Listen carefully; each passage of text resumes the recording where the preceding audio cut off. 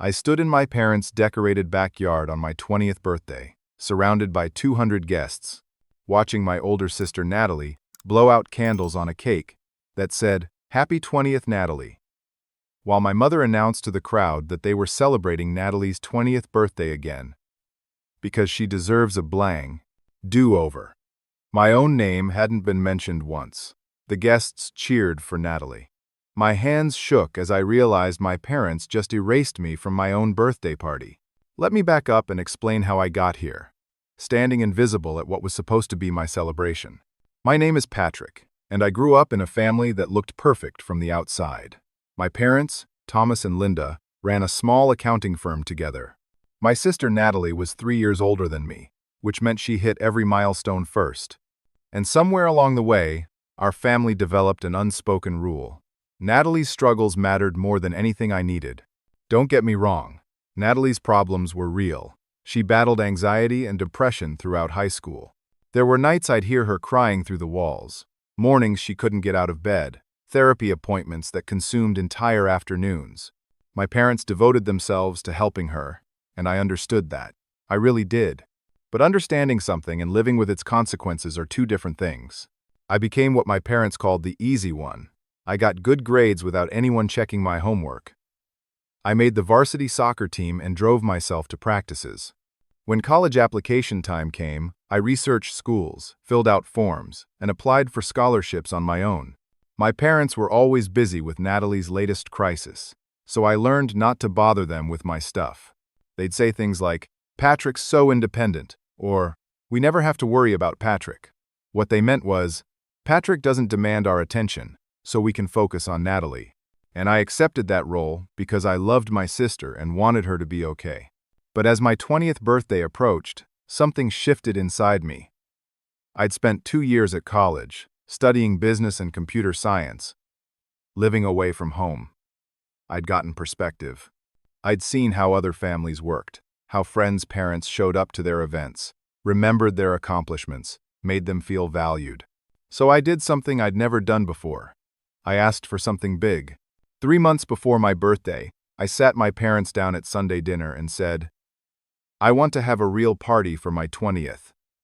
Something special. Can we do it at the house? Invite extended family, my friends from college and high school?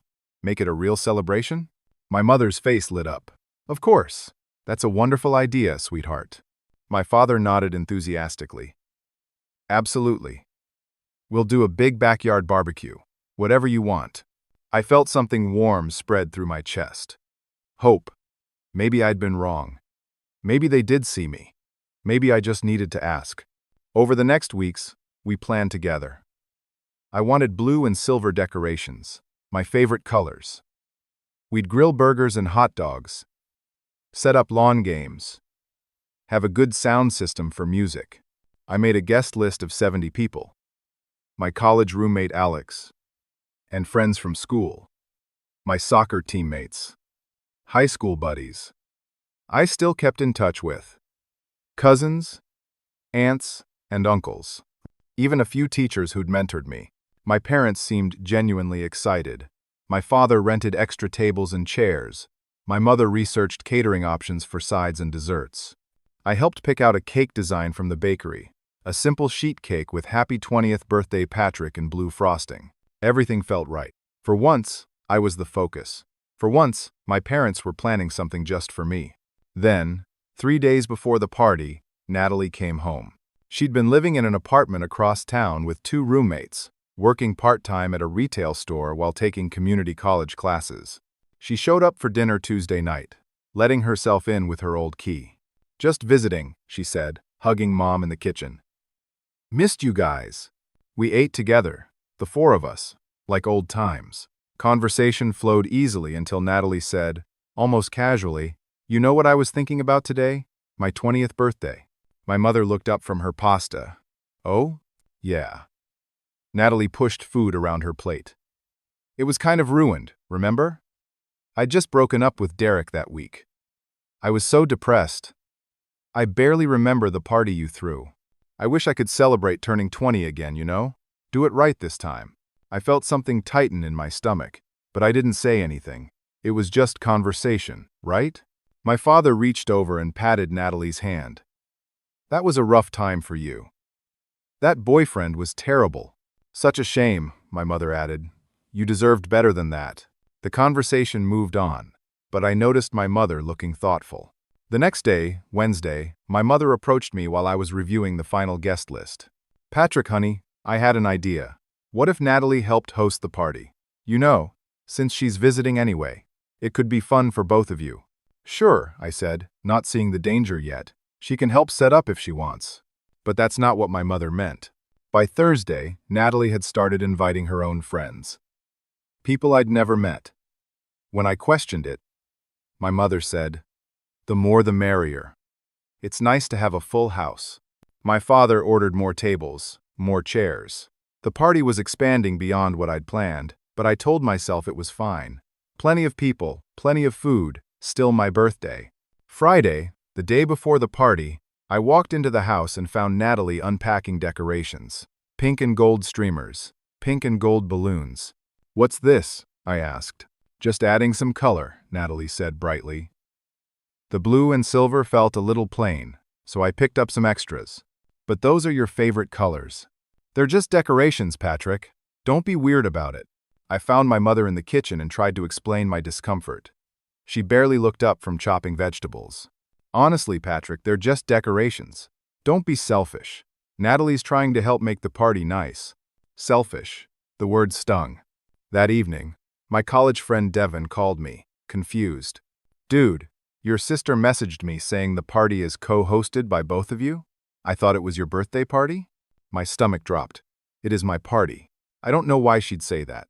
After I hung up, I confronted my parents. We stood in the living room, the tension thick enough to choke on. "Natalie's telling people this is her party too," I said, trying to keep my voice level.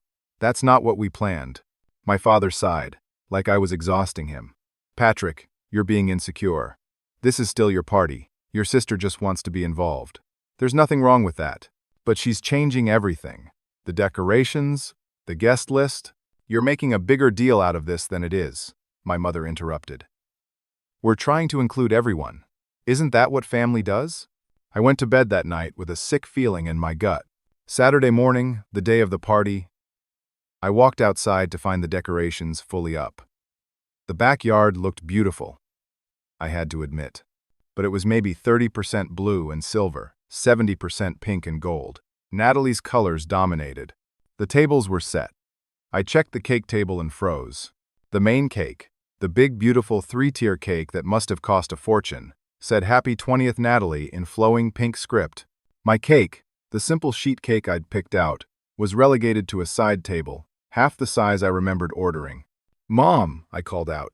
She came outside, saw my face, and immediately got defensive. The bakery made a mistake with sizes. "Don't worry, there's still plenty of cake. It says Natalie's name." Well, yes, we decided to get her a cake too, since we're celebrating together. We're not celebrating together. It's my birthday. Mine. My mother's expression hardened. "Patrick, I don't like this attitude. We've worked very hard to put together a beautiful party. Show some gratitude." I opened my mouth to argue, then closed it. What was the point? Guests started arriving at 2 in the afternoon. The backyard filled quickly. 70 people became 100, then 150, then more. Natalie had invited everyone she'd ever met, apparently. My parents stood near the entrance, greeting people. I heard my mother over and over. "We're so glad you could come. We're celebrating Natalie's 20th birthday again. She deserves a proper party this time." My father, every single time. "Yes, Natalie's had such a hard year. We wanted to do something special." My name came up occasionally, almost as an afterthought. "Oh, and Patrick's turning 20 today, too." My friends started arriving, my college crew, my soccer teammates. They looked around, confused by the pink and gold everywhere. Confused by the constant mentions of Natalie. Jake, my roommate from school, pulled me aside. "Bro, what's going on? I thought this was your party?" "It was supposed to be," I said quietly. Alex, my business partner on a software project we'd been developing, shook his head. "This is messed up, man." I tried to mingle, tried to talk to relatives I hadn't seen in months. But every conversation somehow circled back to Natalie. How was Natalie doing? Had I heard about Natalie's new job prospects? Wasn't Natalie looking so healthy? I stood near the fence, watching my own party happen without me. 4 o'clock came. Time for cake and the birthday song. I walked toward the cake table, expecting at least this moment would be mine. My friends gathered around, ready to sing. Then Natalie stepped forward, microphone in hand. When had someone set up a microphone? Everyone, can I have your attention? Her voice carried across the yard. The crowd quieted, turned toward her. I stopped walking. Thank you all so much for coming to celebrate with me today, Natalie said, beaming. This means the world. And I have some exciting news I wanted to share with all of you, with my family around me. My mother clasped her hands together, eyes shining. Natalie's boyfriend Marcus stepped up beside her, and my stomach sank. Marcus and I are engaged. The backyard erupted. Screams, applause, people rushing forward to congratulate them. Natalie held out her hand, showing off a ring I hadn't noticed before. My mother started crying, pulling Natalie into a hug. My father shook Marcus's hand vigorously, grinning like he'd won the lottery. The crowd pressed around them. Phone cameras flashed. People I'd invited, my own friends, pulled out their phones to record the moment. And I stood there, 15 feet away, completely forgotten. Someone wheeled the big cake, Natalie's cake, to the center. Everyone sang happy birthday to her. She blew out the candles. More cheers. Then someone said, "Wait, isn't it Patrick's birthday too?" A few people looked around. My mother glanced over, distracted. Already cutting Natalie's cake. "Oh yes, Patrick, come have some cake, honey. Not let's sing for Patrick. Not let's celebrate Patrick too. Just come have some of your sister's cake at your own birthday party." I looked at Jake. He looked furious on my behalf. I looked at the celebration happening around Natalie, the family and friends congratulating her, the complete and total erasure of my existence. And something inside me snapped. I turned and walked toward the side gate. "Patrick?" My mother's voice, sharp. "Where are you going?" I stopped, turned around. Every eye in the backyard was suddenly on me. "Patrick, don't be rude," my father called out. "We have guests." I took a breath, kept my voice steady. This was supposed to be my birthday party. My name isn't on anything. Nobody said happy birthday to me except my friends. "I'm leaving." The backyard went silent. My father's face turned red. "You're embarrassing us. This is childish." Natalie stared at me, hand over her mouth. "I can't believe you'd make this about you on my engagement day." My engagement day. Not my birthday. Her engagement day. "It's my birthday, Natalie," I said. Each word felt like pulling glass from a wound. This party was supposed to be my birthday. My mother set down the cake knife. "After everything we've done for you, this is how you act? We threw you a beautiful party." "You threw Natalie a party," I interrupted.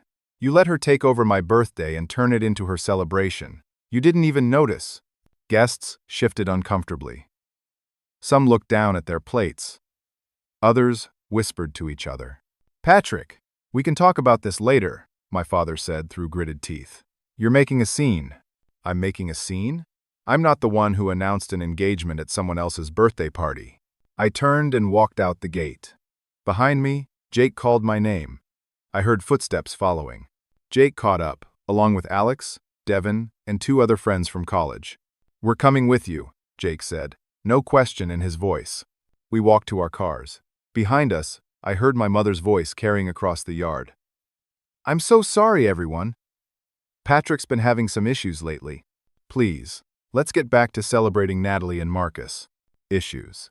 She was telling 200 people I had issues.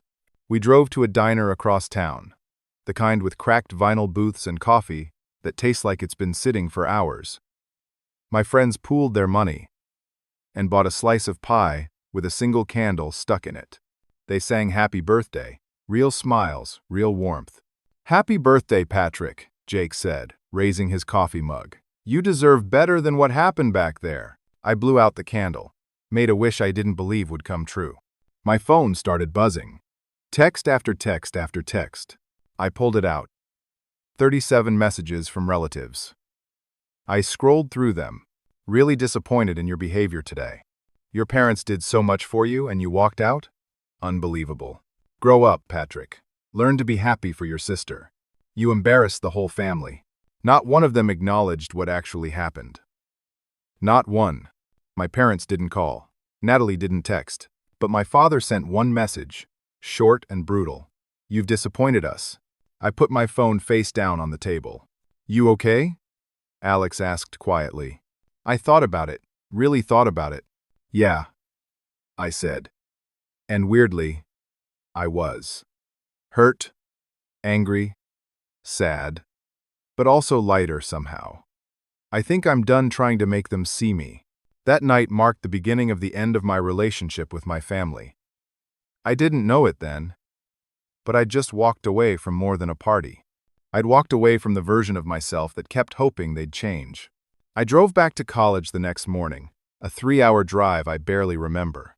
My mind kept replaying the party, searching for the moment I could have stopped it, the point where I should have spoken up louder. But the truth was, there was no single moment. It had been a slow takeover, bit by bit, and I'd let it happen because saying no to Natalie always made me the bad guy. My dorm room felt like a sanctuary. Alex was already there, working on our software project. We'd been building an inventory management app for small businesses for the past year, mostly as a learning exercise. Alex looked up when I walked in. How you holding up? I don't know yet, I admitted. The next 2 weeks passed in a strange fog. I went to classes, worked on assignments, helped Alex debug code. Normal college life. But underneath, everything felt different. My parents didn't call. Not to apologize, not to explain, not even to check if I'd made it back to campus safely. The silence was its own kind of message. Extended family kept texting though, aunts and uncles, cousins, even some family friends. All of them had the same theme. I'd ruined Natalie's engagement announcement. I was selfish. I needed to grow up. The only person who reached out with kindness was my grandmother Helen. She called on a Tuesday evening, 2 weeks after the disaster. Patrick, honey, it's Grandma. I felt my throat tighten. Hi, Grandma. I was at that party. I saw what happened. I waited. That wasn't right, Patrick. What they did to you wasn't right. I sat down on my bed, suddenly exhausted. Everyone else thinks I'm the problem. Everyone else heard your parents' version. I saw it with my own eyes. They erased you from your own birthday, then made you look like the villain for walking away. She paused. I called your mother. Told her she made a terrible mistake. She didn't want to hear it. I'm sorry she dragged you into this. Don't be sorry. Someone needed to tell her the truth. Another pause. Are you okay? Really? I think so. Mostly I just feel done. Like I don't want to try anymore. I'm sorry she dragged you into this. We talked for another hour. She told me about her garden, her book club, her neighbor's ridiculous cat. Normal things. It felt like breathing after being underwater. A month passed. October turned cold. I threw myself into my classes and the software project. Alex and I had something potentially special with our app. We'd started with a simple idea. Most small business owners struggled with inventory tracking but couldn't afford enterprise-level solutions. What if we made something affordable, intuitive, actually useful? We'd been testing it with a few local shops near campus. The feedback was good, really good. One night, working late in the computer lab, Alex said, "You know this could actually be something, right? Like a real business?" I looked at the code we'd written, the interface we'd designed, the problem we were solving. Yeah, I said slowly. Maybe it could. An idea started forming. A reckless, ambitious, probably stupid idea. I had $8,000 in savings. It was money my grandfather had left me when he died. Money I'd been saving for grad school or a car or some responsible future thing. What if I used it for this instead? What if I went all in? Let's do it, I told Alex. Let's actually try to make this a real company. His eyes widened. Seriously? Seriously. What do we have to lose? Everything, it turned out. But also, nothing that mattered. We filed the paperwork to start an LLC. Named it StockSmart. Bought server space. Built out more features. Reached out to more small businesses. Spent every free moment working. I stopped checking for messages from my parents. If they wanted to reach me, they could. They didn't. Then, 3 months after the birthday party, my phone lit up with a group text. I still had notifications on for the family chat, though I hadn't looked at it since walking out. The message was from my mother. Natalie and Marcus's wedding is set for next June. We're so excited. Details to come. Patrick, you'll be in the wedding party. We'll need your measurements for the tuxedo. Also, groomsmen are expected to contribute $300 toward the bachelor party gift. Family comes first. I stared at the text, read it 3 times. They expected me to just show up, put on a tuxedo, smile for photos, pretend nothing had happened, and pay for the privilege. I typed out several responses, deleted them all. Finally settled on simple truth. I won't be attending. Good luck with everything. I hit send, then immediately blocked all their numbers. My hands shook, my heart pounded, but I felt clear-headed for the first time in months. Within an hour, Grandma Helen called from her separate number. I heard, she said. Your mother called me, upset that you won't come to the wedding. I can't, Grandma. I just can't. I understand. I told her I understand. She didn't like that much. Helen sighed. She's telling everyone you're having some kind of breakdown, that you've cut off your family over nothing. Of course she is. Patrick, I want you to know something. You're not having a breakdown. You're having a breakthrough. There's a difference. I smiled despite everything. Thanks, Grandma. Keep building your life. Don't let them pull you back into their story.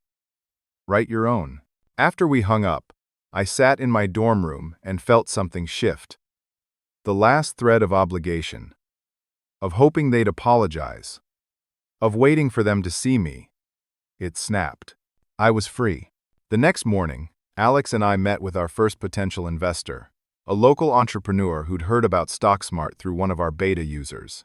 We pitched our vision in a coffee shop, nervous and overprepared. He listened, asked questions, nodded thoughtfully. I'll give you $20,000 for 10% equity, he said. But you two need to commit. This can't be a side project anymore. Alex and I looked at each other. $20,000. Real money. Real validation. We're committed, I said. We shook hands. Just like that, I was a real entrepreneur. Over the next months, I learned what commitment meant. 20-hour workdays. Eating ramen because every dollar went back into the business. Skipping parties and social events to code new features. Pitching to skeptical business owners who'd been burned by expensive software before. But slowly, steadily, StockSmart grew. 10 clients became 50. 50 became 200. We hired our first employee. Then, our second. By the end of my junior year, we had 500 clients and were generating actual revenue. Not huge money, but real, sustainable income. I didn't tell my family any of this. They'd made their choice about what mattered. I was making mine. Time has a way of proving what you're made of. 3 years after I walked out of that birthday party, I stood in my downtown Seattle penthouse, looking out at Puget Sound through floor-to-ceiling windows, and barely recognized the kid I'd been. I was 23 now. StockSmart had exploded beyond anything Alex or I had imagined. Our little inventory app that started with 50 small businesses now served 50,000 companies nationwide. Bakeries, boutiques, auto shops, restaurants. Small businesses that needed simple, affordable tools to track their stock and stay profitable. Our subscription model brought in steady revenue, enough that venture capitalists came calling. We took 2 rounds of funding, grew our team to 30 employees, moved into a real office space with a ping-pong table and everything. The company was valued at $90 million. I owned 60% of it. On paper, my share was worth $54 million. The penthouse I bought sat on the 42nd floor, 3,000 square feet of open space with views that made visitors stop and stare. It cost $30 million. I'd taken out a mortgage, obviously, but still. 23 years old, and I owned property worth more than most people would earn in 10 lifetimes. Forbes put me on their under 30 list. Tech magazines interviewed me about the future of small business software. People called me a success story, a wonderkind, an inspiration. None of them knew I'd built it all while running from the pain of being invisible. My life looked perfect from the outside. Successful company, beautiful home, good friends. I'd even met someone amazing. Amy was a pediatric surgeon, brilliant and compassionate, with a laugh that made everything feel lighter. We'd been dating for 8 months, and I was pretty sure I was falling in love with her. But there was one piece missing. One relationship that haunted the edges of my success. Grandma Helen. I saw her every Sunday for dinner, just the two of us. She was the only family I'd maintained contact with. She'd been so proud when StockSmart took off, bragged about me to her friends, kept a copy of my Forbes article on her coffee table. 3 months ago, she'd been diagnosed with stage 3 cancer. 81 years old, fighting hard, but realistic about her chances. "I'm not afraid of dying," she told me over pot roast one Sunday, "but I hate the idea of leaving you alone." "I'm not alone, Grandma. I have Amy, Alex, good friends. You know what I mean. Family. Real family. You're my real family." She put her fork down, looked at me with those sharp eyes that had always seen through everything. "Patrick, I need to ask you something, and I want you to really think about it before answering." I waited. "What if I could see everyone together again before I go? Your parents, Natalie, you. What if we could all be in one room, peaceful, before I die?" My chest tightened. "Grandma, I'm not asking you to forget what they did. I'm not even asking you to forgive. Just consider if you'll regret it when I'm gone. If you'll wish you'd tried." I promised to think about it. But thinking about it meant opening a door I'd sealed shut. Then, on a Tuesday afternoon, my carefully separated worlds collided. I was at my desk, reviewing quarterly reports, when a LinkedIn message notification popped up. I almost dismissed it, then saw the name. Natalie. My finger hovered over delete. 3 years of silence. 3 years of nothing. And now she wanted to connect on LinkedIn? I opened the message. "Patrick, I know it's been a long time. I saw your Forbes article. Congratulations on your success. I'd really like to talk. Can we meet for coffee? There's so much I need to say." I read it 5 times. Looked for the angle, the manipulation, the trap. Maybe there wasn't one. Maybe she genuinely wanted to talk. Or maybe she wanted something. I spent 2 days debating. Delete it. Block her. Move on. You don't owe her anything. But Grandma Helen's voice echoed in my head. "Consider if you'll regret it." Finally, I responded. Saturday. 2 p.m. Café Allegro downtown. 1 hour. But Grandma Helen's voice echoed in my head. "Consider if you'll regret it." Saturday afternoon, I arrived at the cafe 15 minutes early. Picked a table near the window where I could see the street, where we'd be visible to other people. Public, safe, controlled. Natalie walked in at 2:10, and I barely recognized her. She'd always been pretty. The kind of pretty that made people do favors for her. But now she looked worn. Thinner, with dark circles under her eyes that makeup couldn't quite hide. Her clothes were expensive, designer labels, but something about the way she wore them seemed off, like she was playing dress-up in someone else's life. She saw me, smiled nervously, walked over. "Patrick. Hi. Thank you for meeting me." She moved in for a hug. I stood but didn't hug back. After an awkward second, she sat down. We ordered coffee, made painful small talk about the weather, Seattle traffic, the cafe's pastries. I let the silence stretch until she had to fill it. "You look good," she said. "Successful. Happy." "I'm doing okay. More than okay. Forbes magazine. A $90 million company.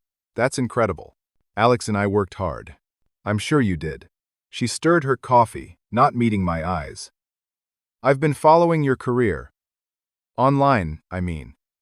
I saw the articles, the interviews. I wanted to reach out so many times. But you didn't." "No. I didn't know what to say." I waited. Natalie took a breath. "I need to be honest with you. I'm proud of what you've accomplished. Really proud. But I'm also—" She paused, tears forming. "I'm jealous. Really, really jealous." At least she was being direct. "My marriage to Marcus fell apart," she continued. "We made it 18 months. He cheated on me with someone from his office. Someone younger, prettier, less complicated. The divorce finalized last year. I'm sorry that happened. Are you? She looked up. Or are you thinking I deserved it? I don't think anyone deserves to be cheated on. She wiped her eyes. The divorce took everything. The wedding cost Mom and Dad nearly $80,000. They helped me with legal fees during the divorce, another $30,000. My credit cards are maxed. I'm working as a substitute teacher, barely making rent on a studio apartment. I listened, kept my face neutral. Mom and Dad are frustrated with me now. The comparison game flipped. Why can't you be successful like Patrick? Patrick had a vision and worked for it. Patrick didn't let setbacks stop him. It's like overnight I became the disappointment and you became the golden child. That must be hard, I said, meaning it. She laughed bitterly. It's karmic, right? I spent our whole childhood getting all the attention, all the support. Now you're the successful one and I'm the mess. Silence settled between us. Outside, people walked past on their lunch breaks, living their uncomplicated lives. Patrick, I need to ask you something. Natalie's voice dropped. Could you possibly help me? Financially, I mean. Just a loan. $20,000. I'll pay you back, I promise. I just need to get out from under this debt and start fresh. There it was, the real reason for the coffee date. I sat back, processed what I was feeling. Not anger exactly, more like disappointment mixed with resignation. You ignored me for 3 years, I said quietly. You took over my birthday party. You watched Mom and Dad erase me and said nothing. You announced your engagement at my celebration. And now you want money? I know how it looks. Fresh tears now. I know it's wrong to ask. But I'm desperate, Patrick. I have nowhere else to turn. The family thinks I should figure it out on my own. They've already spent so much on me. You're my brother. You're the only one who might understand. Do you ever, at any point in the last 3 years, think maybe you should apologize for what happened at my birthday?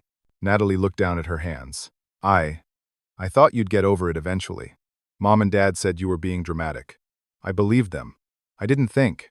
I didn't realize how badly we hurt you until I saw how far you went to get away from us.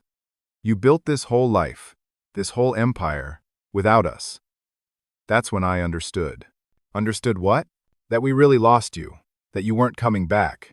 I stood up, pulled out my wallet, left $40 on the table for both our coffees. I'm not giving you money, Natalie. And I'm not interested in rebuilding a relationship that starts with you asking for a loan. If you want to genuinely apologize and acknowledge what happened, I'll listen. But not today. Not like this. Patrick, please. I walked out, heard her calling my name behind me, kept walking, got to my car, hands shaking, forehead against the steering wheel. That hollow feeling in my chest grew wider. I'd thought maybe confronting her would bring closure. Instead, I just felt sad. I drove to Amy's apartment. She took one look at my face and pulled me inside, held me while I explained what happened. You did the right thing, she said. She wasn't looking for reconciliation. She was looking for a rescue. I know, doesn't make it feel better. It will, eventually. That night, my phone exploded. Calls from numbers I'd blocked years ago. I unblocked them temporarily just to see the damage. 12 missed calls from my mother, 8 from my father, 15 from Natalie. Voicemails that ranged from angry to pleading to accusatory. My mother's message: how dare you humiliate your sister like that? She came to you in good faith, vulnerable and honest, and you threw money in her face and walked out. What kind of person have you become? Call me back immediately. My father's: your behavior today was appalling. Natalie is your sister. She needed help and you treated her like garbage. This is not how we raised you. Call me. Natalie's messages started apologetic but devolved into anger. I can't believe I thought you'd changed. You're still the selfish person who walked out on family. Everyone was right about you. I listened to them all, then blocked the numbers again. Called Grandma Helen instead. I heard, she said immediately. Natalie called me crying, said you refused to help her. She asked me for $20,000, Grandma. That was the whole reason she wanted to meet. Helen sighed. I know. She asked my advice last week about contacting you. I told her, if she wanted a relationship with you, it needed to be genuine, not transactional. I guess she didn't listen. Did you know about their financial situation? Some of it. They spent a fortune on that wedding. Then the divorce costs. Your parents depleted their retirement savings helping her. They're working longer than they planned, trying to rebuild. It's a mess. I felt a complex swirl of emotions. Some satisfaction that karma had come around. Some guilt that I felt satisfied. Mostly just sadness at the whole situation. What do I do, Grandma? You keep living your life, Patrick. You keep building good things. And you let them figure out their own mess. You didn't create it. But the peace I'd found over 3 years felt shaken. They'd breached the wall I'd built, and now I couldn't stop thinking about them. 2 days after the coffee shop disaster, my phone lit up with a text from a number I didn't recognize. I almost deleted it, then saw the name. Thomas, my father. We're coming to Seattle this weekend. We need to talk face to face. This has gone on long enough. Saturday afternoon. Let us know where to meet you. Not a request, a demand. I called Grandma Helen again. They want to confront me in person. I know. Your mother called me. Said they need to fix this situation before it gets worse. Helen paused. Maybe you should hear them out, Patrick. Let them say what they need to say. You say what you need to say. Get it out in the open. What if it just makes everything worse? What if it doesn't? What if this is the conversation that should have happened 3 years ago? I thought about it. They'd never seen my home, my life, the world I'd built without them. Maybe seeing it would help them understand. Or maybe it would just be another disaster. Okay, I said. I'll meet them. But on my turf. I texted my father back. My place. Saturday, 3 p.m. Sent my address. His response. Fine. I told Amy about the plan. She offered to come over, be nearby in case I needed backup. I loved her for that. Saturday afternoon came too fast. I paced my penthouse, straightening things that didn't need straightening, reviewing what I wanted to say. The doorman called up at 3:15. Mr. Patrick, you have visitors. Send them up. I opened the door when they knocked. Thomas and Linda stood in my hallway, looking older than I remembered. My father's hair had gone more gray. My mother had new lines around her eyes. They both looked tired. Come in, I said. They stepped inside and stopped. Just stopped and stared. My mother's first words. This place must have cost millions. 30 million. I have a mortgage. My father walked to the windows, looked out at the view. We saw the Forbes article, the company valuation. We had no idea you'd become so successful. Why would you? We haven't spoken in 3 years. We stood in awkward silence. I didn't offer to take their coats, didn't ask if they wanted anything. This wasn't a social visit. Finally, I gestured to the living room. Sit. They sat on my leather couch, the one that cost more than their first car. I took the chair across from them. You wanted to talk, I said. Talk. My father cleared his throat. We came because this family is broken, Patrick. It needs to be fixed. I agree it's broken. Not sure it can be fixed. My mother leaned forward. Natalie is struggling. Her marriage failed. She's depressed. She's barely making ends meet. And you, her brother, turned your back when she reached out for help. I felt anger rising but kept my voice level. She didn't reach out for help. She reached out for money. There's a difference. $20,000 is nothing to you now, my father said. You live in a $30 million penthouse. You're worth tens of millions. Helping your sister would be easy.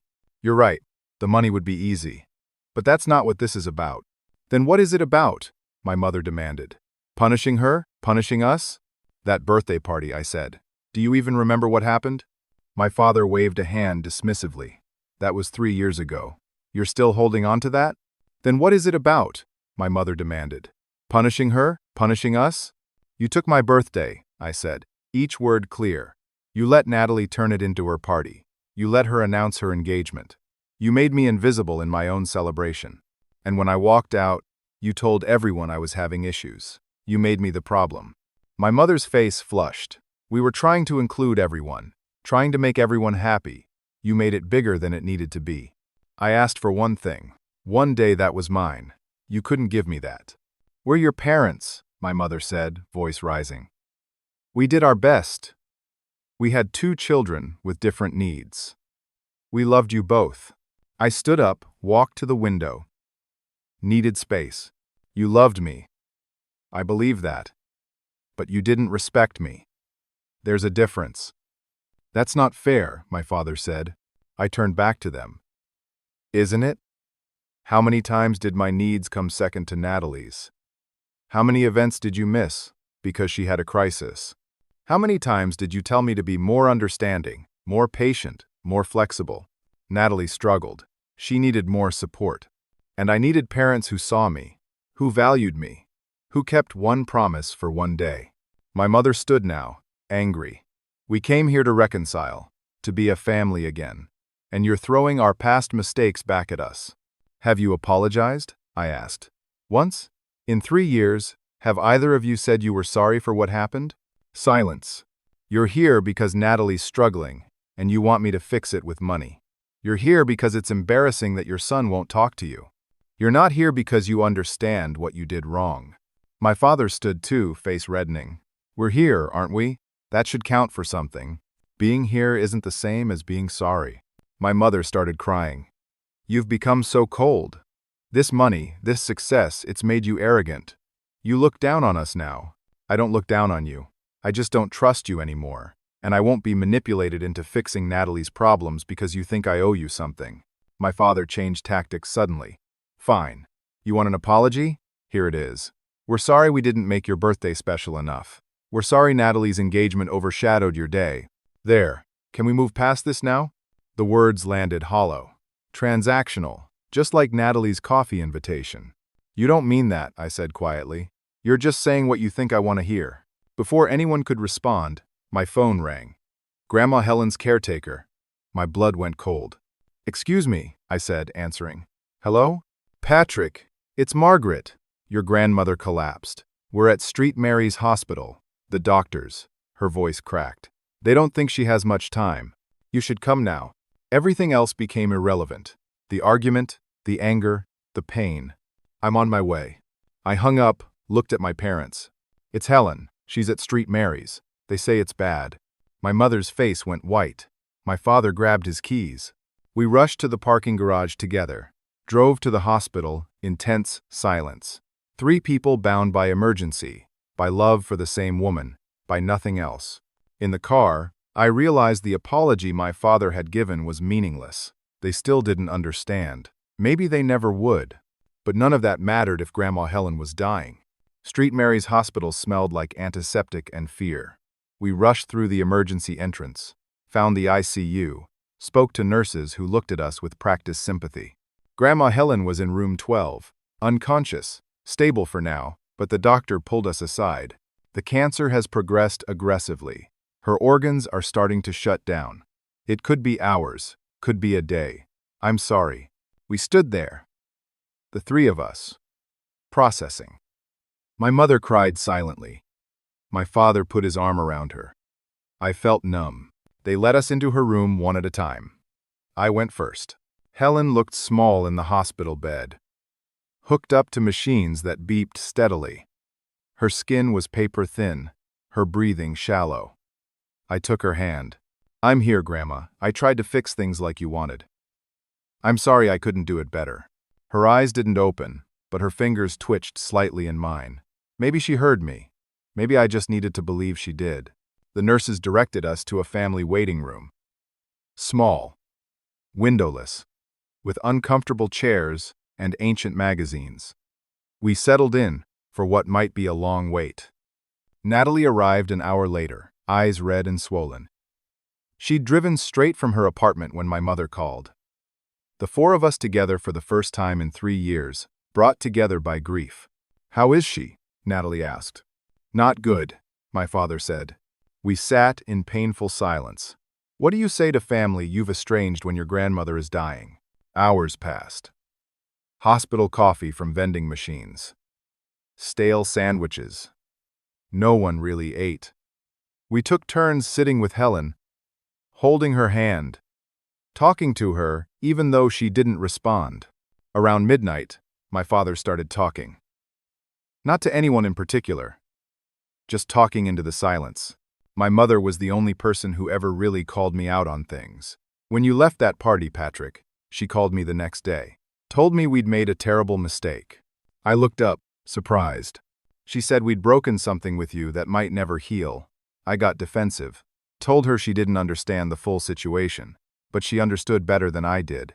My mother spoke quietly. I've replayed that party 1,000 times in my head. Told myself we were trying to make everyone happy. But that's not what happened, was it? We let Natalie take over. We didn't protect your day. It wasn't an apology. Not quite. But it was closer to truth than anything they'd said before. Around 1 in the morning, Natalie started talking. I knew what I was doing at the party. Her voice shook. "I saw your face when they brought out my cake first. I saw you standing there alone. I could have stopped it. I could have said, 'Wait, this is Patrick's day.' But I didn't. Because I liked being the center of attention. I stayed silent, let her continue. I convinced myself you didn't care that much. You always seemed so independent. So capable. I thought you didn't need validation like I did. But that was just me justifying being selfish." "Why now?" I asked. "Why does it take Grandma dying for you to say this?" "Because I'm finally understanding what I lost. Not just you, but who I could have been if I hadn't been so focused on myself all the time." My father started sharing stories about his own childhood around 2 in the morning. We were all exhausted, defenses worn down. My father was hard. Nothing was ever good enough. I swore I'd be different with my kids. Supportive. Loving. Present. But somewhere along the way, I confused supporting Natalie's struggles with enabling her. And I confused your independence with not needing me. "I needed you," I said quietly. I just learned early not to show it because whenever I did, Natalie's crisis was always more urgent. My father nodded, tears in his eyes. "I see that now. I failed you by not seeing it then." My mother spoke around 3 in the morning, voice raw. I was the youngest of 4 daughters, always overlooked. When Natalie struggled, I saw myself in her. I wanted to protect her from feeling invisible like I did. But in doing that, I made you invisible instead.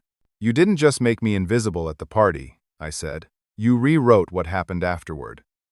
Told everyone I had a breakdown. Made me the villain so you didn't have to be wrong." "I know." My mother's voice cracked. "I was protecting myself. If I admitted we were wrong, I'd have to face what we'd done. It was easier to blame you. I'm so sorry, Patrick. I'm so deeply sorry." The apology landed different this time. Real, painful, honest. We sat in that waiting room through the darkest hours of the night, saying things that should have been said years ago. Grandma Helen had wanted us together, talking, being honest. She was getting her wish, even if she wasn't conscious to see it. Around 6 in the morning, a nurse came to the waiting room. "She's awake, just for a moment. She's asking for all of you." We rushed to her room. Helen's eyes were open, barely, but aware. She looked at each of us, her family gathered around her bed. "Together?" she whispered. I took her hand. "We're talking, Grandma. Really talking." She smiled slightly, the barest movement of her lips. "Good boy." Her eyes found my parents. "Some apologies take a lifetime. Start now." Then she looked back at me. "Forgiveness isn't for them. It's for you." She closed her eyes again, slipped back into unconsciousness. The doctor said she probably wouldn't wake again.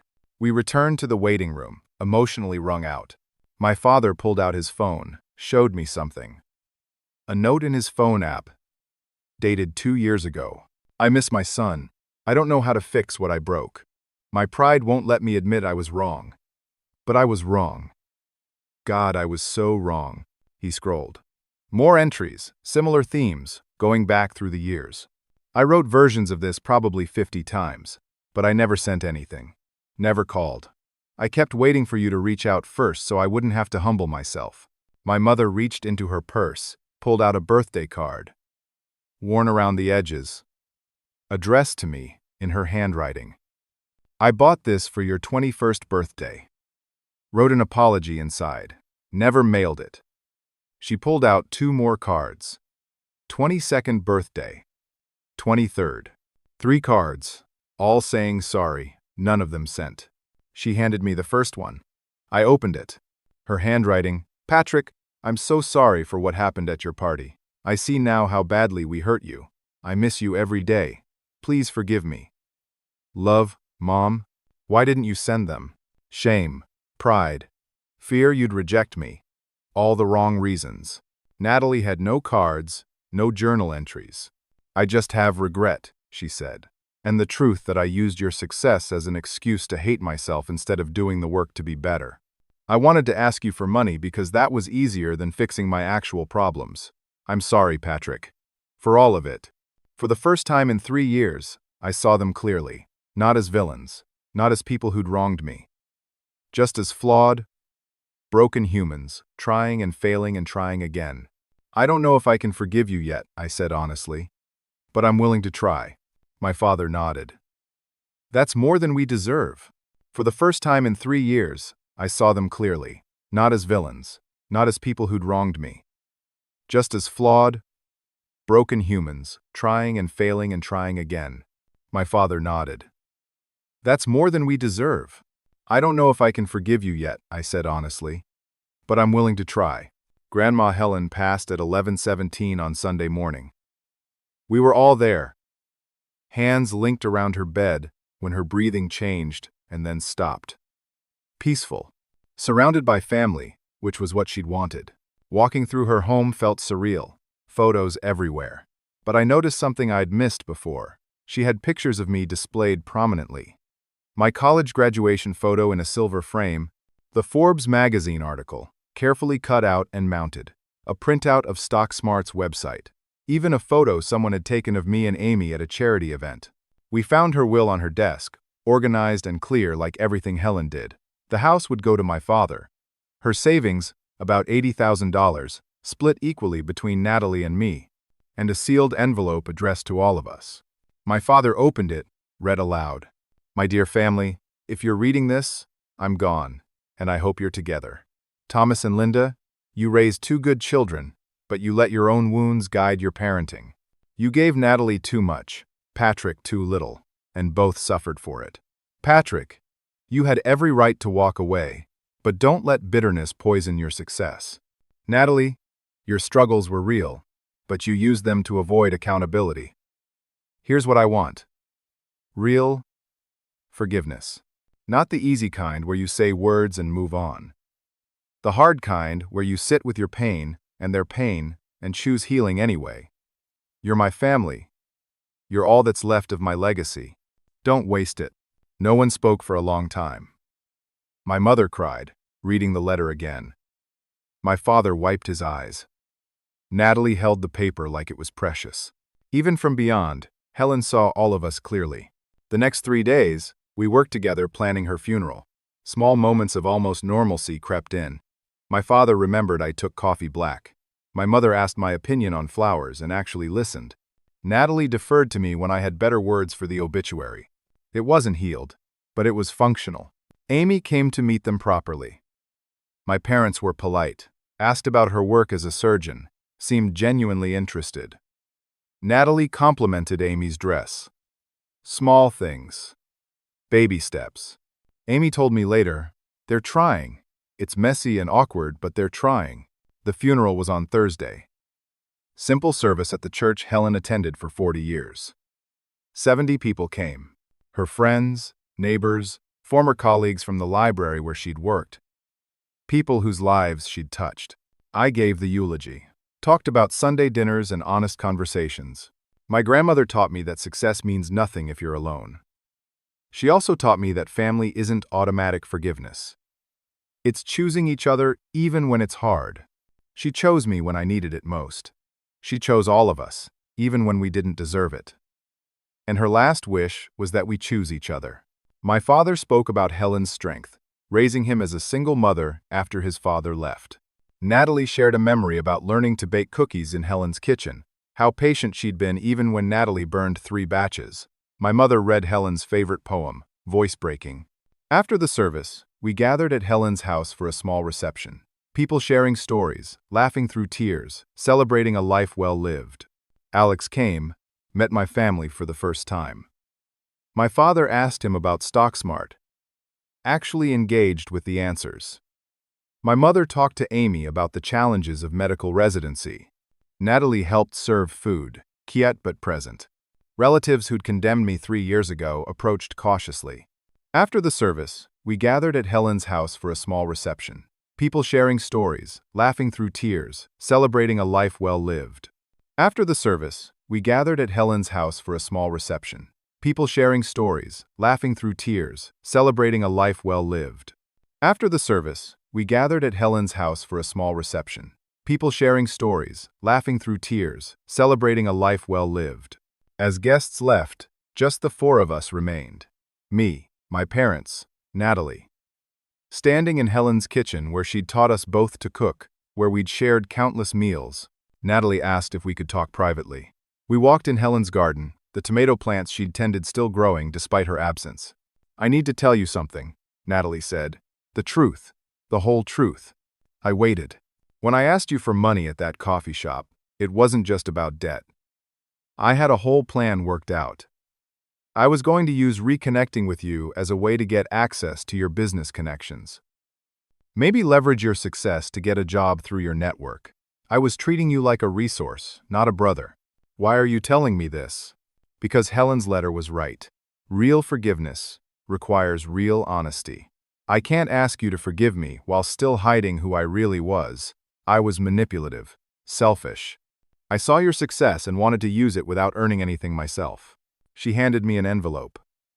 "This is a letter I wrote last night. Every manipulation. Every time I chose myself over you growing up. Every lie I told myself about why it was okay. I don't expect you to read it now, or ever, but I needed to write it, to face it." I held the envelope, saw my sister clearly for the first time. Not as a villain, not as a victim. Just another flawed person trying to be better. "I'll read it," I said. "Not today, but I'll read it." Natalie nodded, tears streaming. "That's more than I deserve." We stood in Helen's garden where she'd taught us both to grow vegetables as kids, and something old and painful began to loosen in my chest. 6 months passed. I stood in my penthouse office, looking at StockSmart's latest numbers. We'd just closed another investment round. Company valuation hit $130 million. My shares were now worth over $70 million on paper. The numbers should have felt more exciting. Instead, they felt like confirmation that I'd built something real, something lasting, but the achievement wasn't as sweet as I'd imagined. Therapy helped. I'd started seeing a counselor after Helen's funeral, working through the layers of family pain, the drive to succeed that came from wanting to prove my worth, the fear of being invisible again. Amy and I were engaged now. She'd proposed to me on a hiking trail, said she wanted to choose me the way I deserved to be chosen all along. We were planning a small wedding for next spring. Intimate ceremony, close friends, the people who'd seen me through the hard years. My relationship with my parents evolved slowly. We talked every 2 weeks on the phone. Conversations were still awkward sometimes, but honest. They'd both started therapy too, working through their own issues. My father had retired, was traveling with my mother. They sent postcards from national parks, little notes saying they were thinking of me. One said, "Saw something that reminded me of you. Bought it anyway. Miss you." Small gestures, but real. My mother was learning about her own childhood wounds, how being overlooked by her parents had made her overcompensate with Natalie. "I can't fix the past," she told me once, "but I can choose different now." They'd asked if they could visit for Thanksgiving. First time I'd invited them into my life willingly. I'd said yes. Natalie had moved to Portland, a fresh start away from Seattle and our parents. She'd gotten a full-time teaching position, 4th grade. Started therapy, addressing the deeper issues beneath her surface struggles. Enrolled in night classes for her master's in education.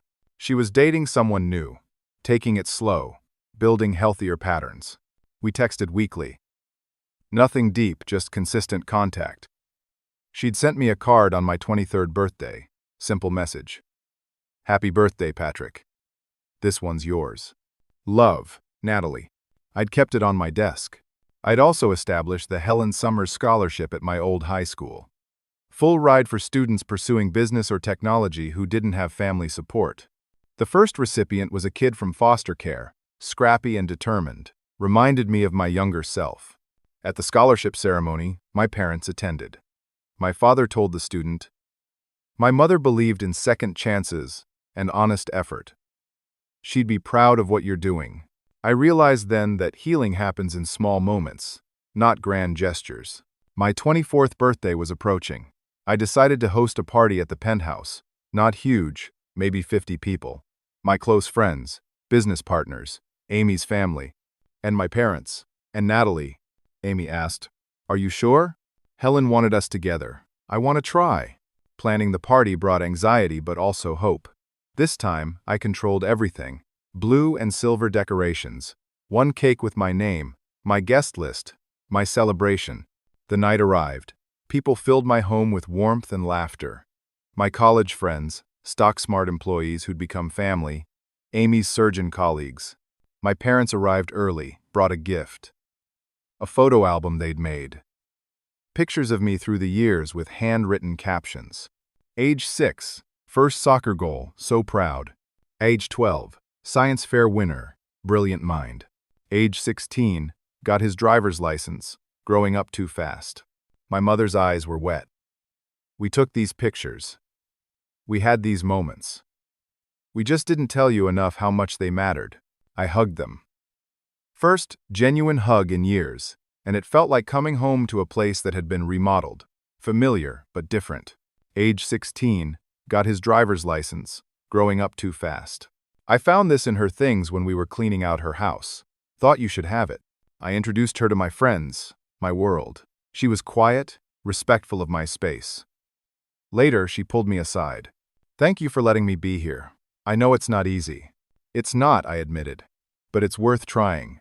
When cake time came, Amy made sure everyone gathered in the living room. Jake, my college friend who'd been there the night I walked out 3 years ago, led the happy birthday song. Everyone sang, loud and off-key and perfect. I blew out candles, made a wish. My father asked, "What did you wish for?" I looked around.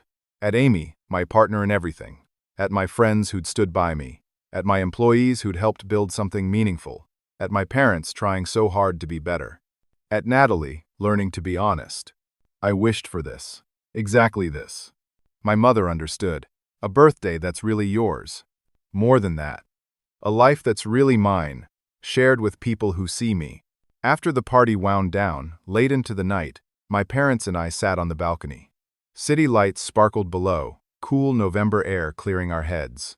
"I know we can't undo the past," my father said, "but I want you to know I see you now. I see what we missed, and I'm sorry," my mother added. "We're proud of you. Not just for the money or the success. For having the strength to walk away when you needed to. For demanding better. For teaching us to be better." "I'm not all the way to forgiveness yet," I said honestly. "But I'm working on it. That's the best I can offer." "That's more than enough," my father replied. "We'll keep earning it." They left with genuine hugs, promises to come for Thanksgiving, plans to actually build something new together. That night, I stood at my penthouse window. Amy beside me, head on my shoulder. "Good birthday?" she asked. "The best one." Because it was mine, and I chose who to share it with. I thought about the journey. The pain of being erased. The anger of being dismissed. The liberation of walking away. The drive to build something from determination and hurt. The complex, messy path back to family. Grandma Helen had been right. Forgiveness wasn't for them. It was for me. Walking away from toxicity wasn't selfish. It was survival. Success built only on pain stays hollow unless you heal the wounds underneath. Family isn't obligation or blood. It's mutual respect earned over time through honest effort. Being seen matters more than being loved if the love doesn't include respect. Second chances are possible, but only when people do the actual work to change. Not just say the right words. Your worth isn't determined by who overlooks you, but by who you become, despite being overlooked. And the sweetest revenge isn't crushing those who hurt you, It's becoming so complete, so whole, that their validation no longer defines you. Then having the grace to let them back in anyway, carefully, with boundaries, because you choose healing over bitterness. I pulled out my phone, opened the family group chat. The same one where, 3 years ago, I'd said I wouldn't attend Natalie's wedding. I typed, "Thank you for coming tonight. Let's do Sunday dinner next month. My place. I'll cook Helen's pot roast recipe." 3 responses came immediately. Father, we'll be there. Mother, wouldn't miss it. Natalie, can I bring dessert? I smiled. Perfect. In the reflection of my window, I saw myself clearly. Not the invisible kid at his own party. Not the angry young man who walked out. Not even just the successful entrepreneur in magazines. I saw someone who learned that being overlooked doesn't define your value. That justice sometimes looks like living well. That family can be rebuilt on new foundations if everyone's willing to be honest and do the hard work. Helen was right. Forgiveness was for me. It meant I got to keep my success, my peace. And maybe, carefully, slowly, a family that finally saw me. I'd started with nothing but hurt and determination. I'd built an empire, found love, discovered that power doesn't come from making people regret losing you. It comes from being so complete that their presence becomes optional instead of necessary. That was the gift Helen taught me. That was the freedom I gave myself.